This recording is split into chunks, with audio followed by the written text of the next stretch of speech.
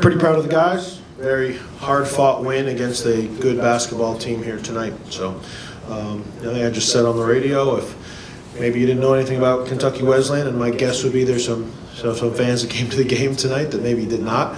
But that's a basketball team that hadn't lost since November 10th and had won 8 games in a row, and is certainly on pace to have a championship year. So, that they certainly showed a lot of resistance on the offensive end for sure, and gave us some problems for much of that game. But credit to them, they have some talented offensive players. They're very well coached, and that didn't catch us by surprise. So I thought our guys did a good job at battling and guarding and sticking with our game plan for a full 40 minutes, and proud of them how they were able to persevere through the ups and downs and come out with a great win. Your ability to create off of turnovers ultimately felt like it got you some separation and got you that distance you needed.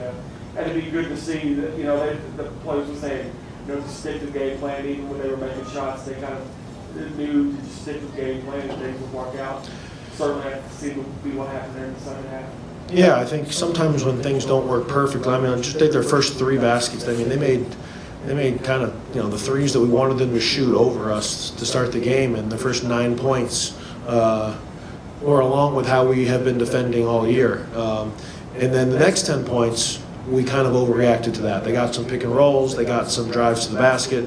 After that kind of opening stretch, the message certainly was to stick to what we're doing, because we did know we would wear them down.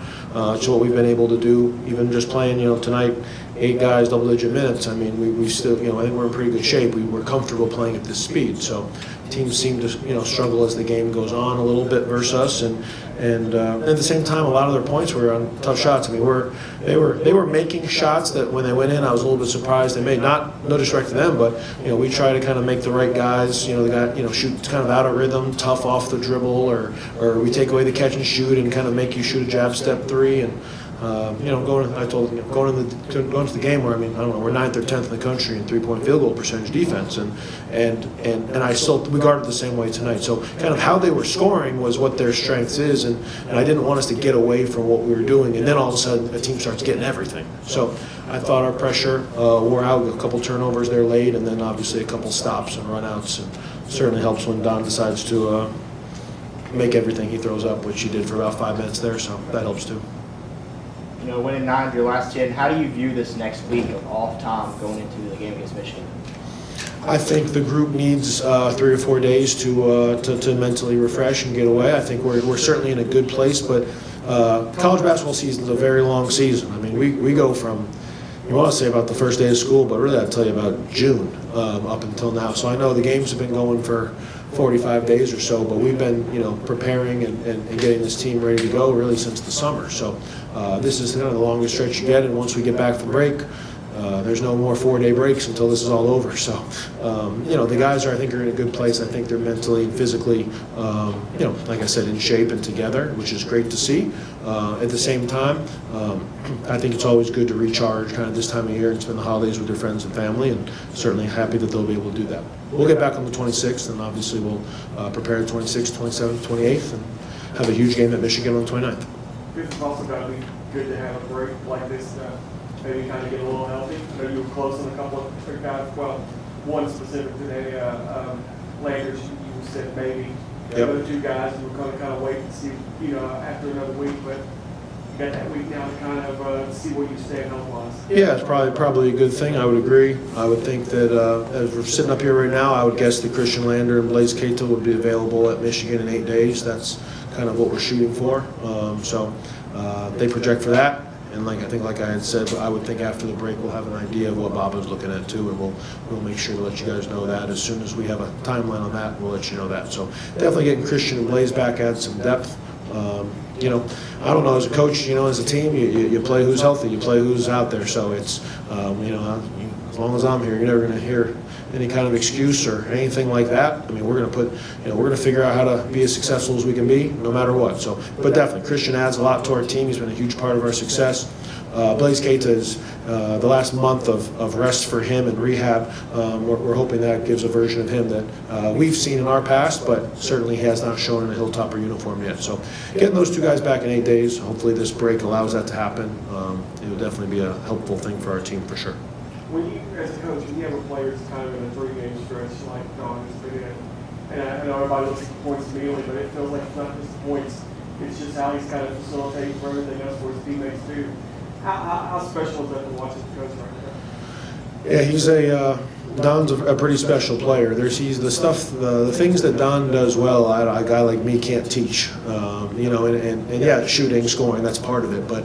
And he's got a mental strength and a mental toughness and a confidence about him that exists because of who he is as a young man. I mean, he deserves to be confident. He deserves to have all the success he's having. I mean, he works every single day and takes care of his mind and his body and prepares and watches film and he literally works out with the guys on my staff every single day. I mean, he doesn't miss. I can't imagine he's gonna have a 4-day break when he goes home.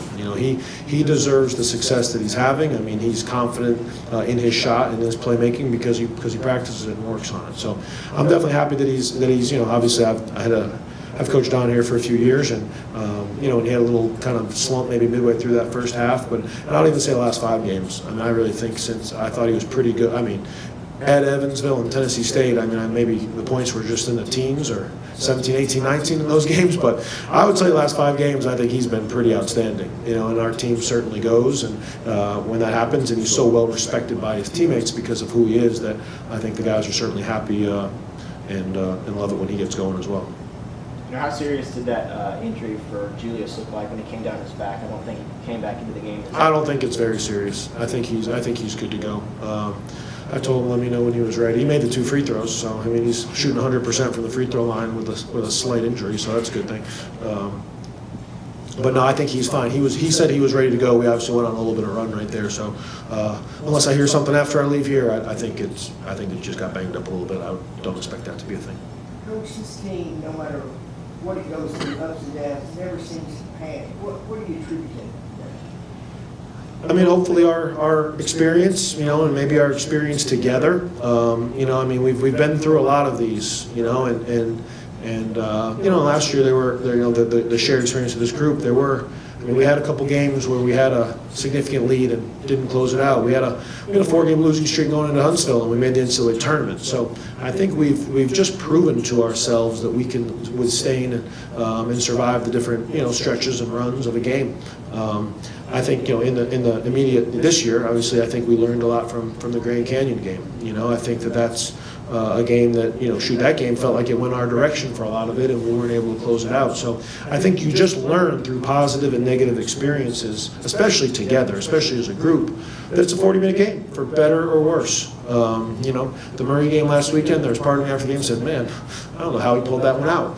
But we did just keep on going. I mean, I don't think we executed perfect. I think there were some things we need to improve on both ends. But man, I think that was I think we should, with the Grand Canyon game, we learned something from it in a negative way. That Murray game, I think, reinforced maybe the work and togetherness and resiliency that we built up over the 30 or 35 days in between those 2 games to show us what we're capable of. So we're going to be in a lot more difficult situations. There's going to be games that don't go our way. I just thought we were playing well tonight. I just didn't think. I mean, they were making shots, but again, we won't take McIntyre out of the game. There were a couple of times we went under and we gave them too much space, but man, they shot the ball very well. And again, that's a team that we knew would expect to win. When you win 8 in a row like they have, you don't come in here nervous, or you come in here expecting to prove a point. So.